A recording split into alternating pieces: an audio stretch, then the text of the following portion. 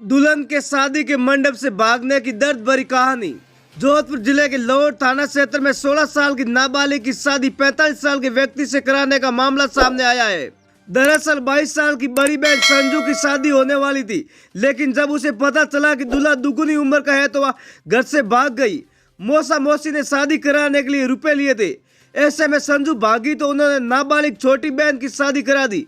मामले में संजू ने अपने पिता सहित 4 लोगों के खिलाफ मामला दर्ज कराया। The voice of blue city की टीम ने पूरे मामले को लेकर संजू से बात की तो चौंकाने वाली कहानी सामने आई। संजू का अभी 13 साल की उम्र में बाल विवाह हुआ था। शादी के 1.25 महीने बाद ही उसके पति की मौत हो गई, लेकिन वो बाल विधवा है। इसका एहसास उसे तब हुआ जब वो 18 साल की हो गई। वे कहती है कि पहली शादी घर वालों ने पैसे बचाने के लिए कराई और दूसरी शादी पैसे कमाने के लिए करवाने वाले थे। आगे की कहानी संजू की जुबानी। हम 3 बहनें और एक छोटा भाई है। एक बहन की पहले ही शादी करवा दी थी। घर वालों को लगता था कि बेटियां बोझ है और उन्हें पढ़ाई करवा के क्या करेंगे। उन्हें भी पता था कि जब बालिग होगी तो उस समय शादी कराने के लिए ज्यादा खर्चा होगा। परिवार खेती और किसानी करता है तो इतने रुपए भी नहीं थे। ऐसे में घर वालों ने बुआ की बेटी के साथ मेरी भी शादी करवा दी ताकि परिवार के रुपए बच सके। मुझे आज भी वो दिन याद है। बुआ की बेटी की शादी होने वाली थी। घर में 1 महीने पहले से शादी की तैयारियां शुरू हो चुकी थी। बस उस समय एक ही बात सुनाई दे रही थी। घर वाले कहते थे कि लड़की है, इसकी भी शादी करवा दो। इसलिए तय हुआ कि दीदी के साथ मेरी भी शादी करा दी जाए। मुझे इसका बिल्कुल भी अंदाजा नहीं था। मेरी दीदी की तरह मुझे भी दुल्हन की तरह सजाया गया था। मैं खुश थी क्योंकि मुझे लग रहा था कि दीदी की तरह मुझे भी दुल्हन की तरह तैयार कर शादी में ले जाया जा रहा है।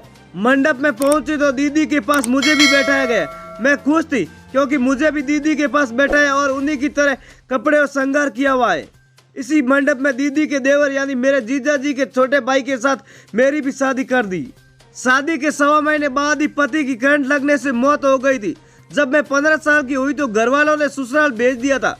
मुझे बताया था कि तेरे पति की मौत हो गई, लेकिन तब मुझे ना शादी के बारे में कुछ जानती और ना ही मेरे पति पत्नी के रिश्ते के बारे में। मेरे लिए सब कुछ सम्मान्य था। मुझे उस समय कुछ भी समझ नहीं आया कि पति साथ हो तब क्या जीवन होता है और पति ना हो तब क्या। जब ससुराल गई तो मुझे ऐसा ही लग रहा था कि मेरी बहन के यहाँ हूँ। मेरा ससुराल मेरी दीदी के घर जैसा लगता था। वहाँ 10-15 दिन रही और वापस लौट आई। मैं पढ़ना चाहती थी। घर से दीदी के यहाँ जाती तो यही लगता था कि वहाँ रहकर पढ़ाई करूंगी, लेकिन यहाँ पर मुझे पढ़ने नहीं दिया गया। वहाँ सिर्फ काम करवाया जाता था। जब मैं 18 साल की हुई तो मुझे जीवन की पूरी कहानी समझ में आई। मुझे पता चला कि 13 साल की उम्र में जब मुझे दुल्हन बनाकर ले जाया गया तो मेरी शादी करवा दी गई। जिससे मेरी शादी हुई उसकी 1.25 महीने बाद ही मौत हो गई। जिससे मैं दीदी का घर समझती थी वो मेरा ही ससुराल है और मैं एक बाल विधवा हूँ।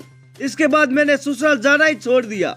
4 साल पहले मैंने ससुराल जाना छोड़ दिया, लेकिन इसके बावजूद भी मेरी परेशानियां कम नहीं हुई।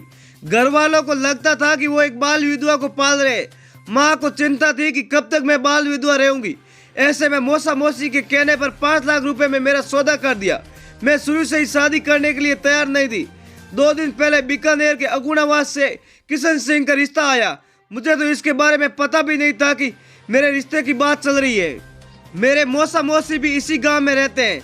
2 दिन पहले जब मैं वहां गई तो पता चला कि मेरे रिश्ते की बात चल रही है। मुझे पता चला कि दूल्हा 45 साल का है तो मैंने शादी करने से मना कर दिया। शुक्रवार को बारात पहुंची तो मेरे पैरों से जमीन खिसक गई। वहां से मैं भाग निकली। मुझे नहीं पता कि मेरे बदले मेरी नाबालिग बहन को दुल्हन बनाकर मंडप में बैठा दिया जाएगा। मैं घर से भागकर चचेरे भाई के यहाँ गई थी। भाई ने ही बाल आयोग के अध्यक्ष संगीता बेनीवाल को मामले की पूरी जानकारी दी। मुझे पता चला कि मेरी नाबालिग बहन की शादी करा दी तो सच सामने लाने के लिए बहन और दूल्हे की फोटो सोशल मीडिया पर शेयर कर दी। घर वालों ने शादी के नाम पर पहले मेरी और अब मेरी बहन की जिंदगी बर्बाद कर दी। मुझे शादी के नाम से ही नफरत हो गई। अब मैं शादी करना ही नहीं चाहती हूँ। अब मैं केवल पढ़ाई और भगवान शिव की भक्ति करना चाहती हूँ।